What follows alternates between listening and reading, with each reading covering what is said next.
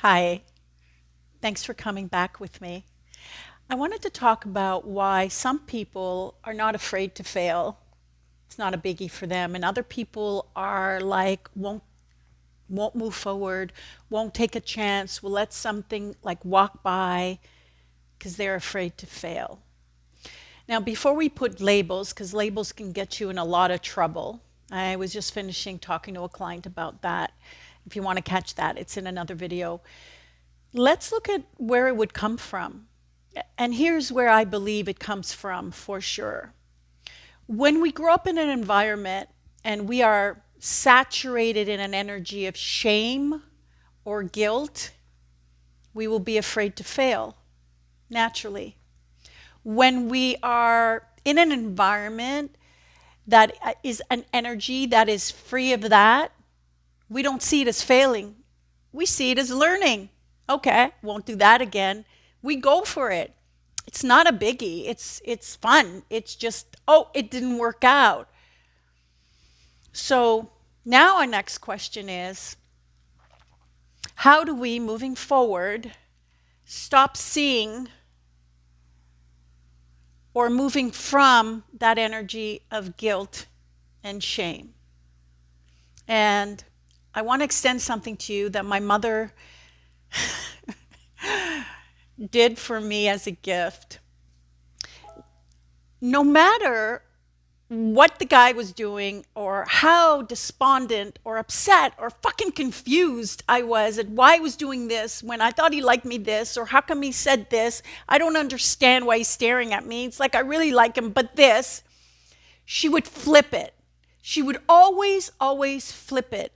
Because she was so wise, she saw it from a higher vantage point of truth. So when she said the words that she said to me, I knew it wasn't just to make me feel better, though I may have questioned it at first. It felt too real, because as soon as she opened my eyes to seeing that hidden truth, I began to read guys very quickly and see things that we're not focused on, because in 3D, we're only using our eyes to see. And well, you should never believe anything you hear and only half of what you see. Because whatever your thoughts are inside, it's filtering what you see. So I'm going to extend her gift to you now as best I can. And the best way that I believe to do that is to just simply tell you this. Reinterpret your story as you being the hero, as you being the heroine, because you are.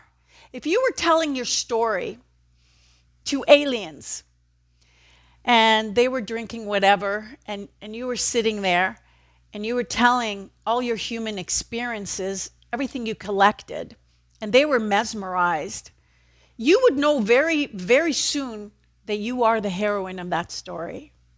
So if you reinterpret your story in the past, everything up to now, as you being the hero of that story, the heroine of that story, because you're fucking here, man. You did not die. You came close, but you did not die.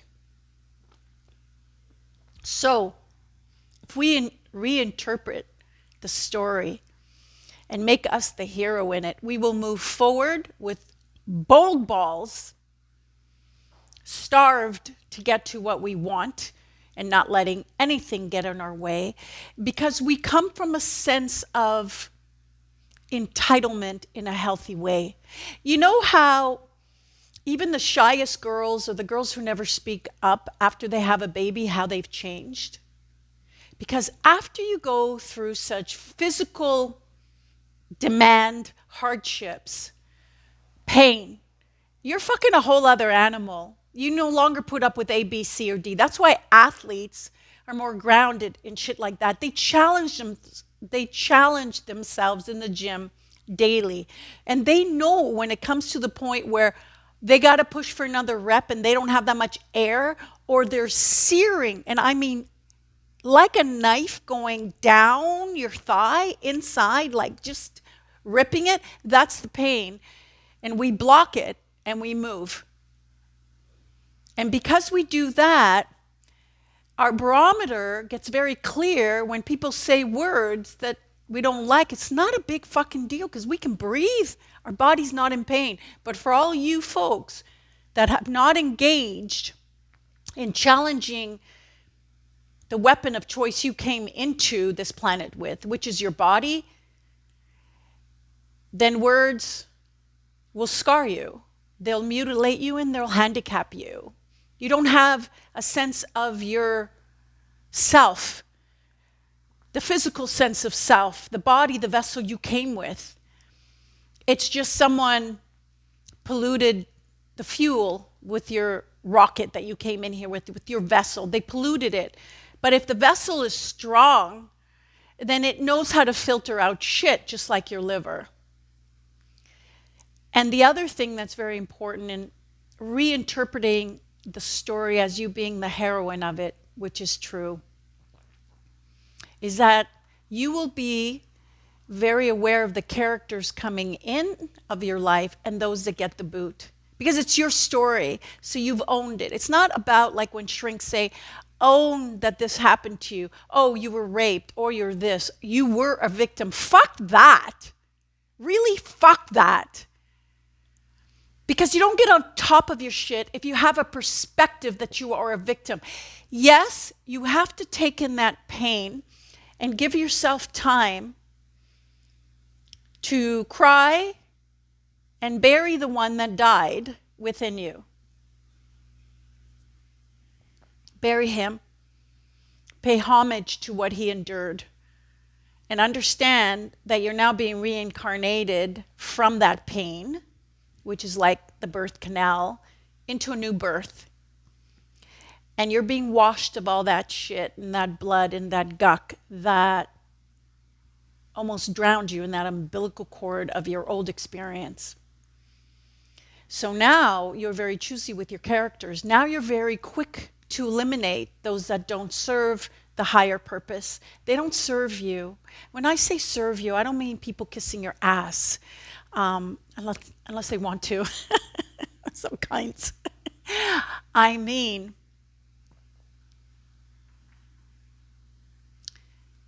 contribute to the light inside of you. Because if all they're doing is taking it out, and you're like that little match girl in the snow with just a few sticks of light left, and you're trying to sell it, you'll forget, because you have no sense of value, that you should really light it for yourself to stay warm and alive, not like the way she died, because she was selling it out of obligation.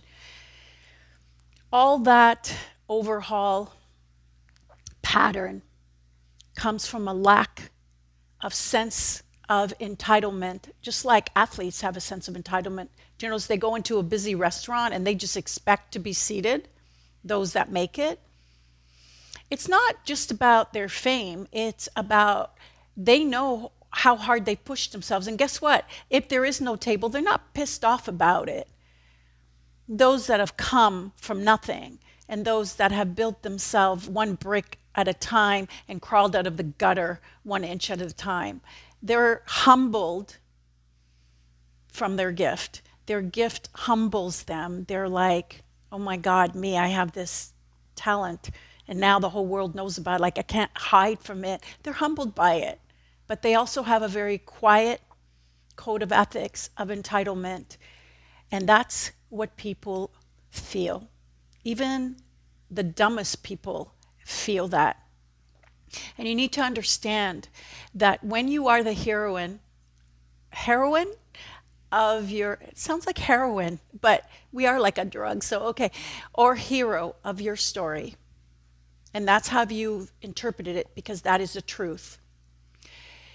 You will start seeing life not through the conditioning of the thoughts that have infested your brain or the parasitic thoughts of others who have been attached to you or filled up with you, soaking up all your goodness and leaving their crud behind.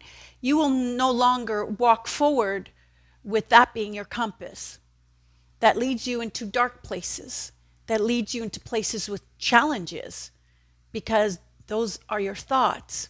The interesting thing about reinterpreting your story as you, as the heroine, as the hero, is that you now have your sights up high. You want to climb that mountain. You want that life that is yours, because that's what heroes do. And in the journey, they feed many others, not just by their example, but they have so much to give.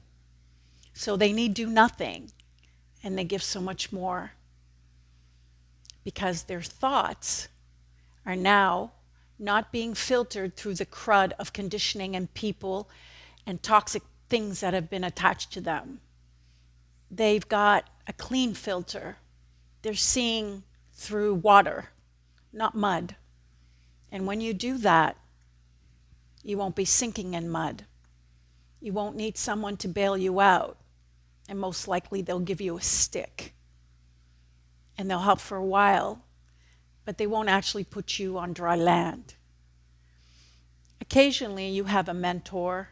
You have someone who can just sense you've been through so much, and they give because they're compelled to. And you're very blessed when you receive such a person. For the most of us, those people are up there on the mountain. You need to get within their vision. So start this hike, this new trail you're going to follow, with a new knapsack and new boots to hike in a trail that is meant to endure, not have holes in it, and meant to climb so you don't slide in the mud. If you like what I'm talking about and this relates to you, let me know. You can like me if you want. And I'll be talking about more things like this on my website and on a couple of online courses that I am going to design now that I've been inspired on how to be the flip. And when I say the flip, the twin is always the wise of the fool. So if you've been a fool for quite a long time, understand the wise is right with you. You just need to flip it, and you will awaken him or her. Bye for now.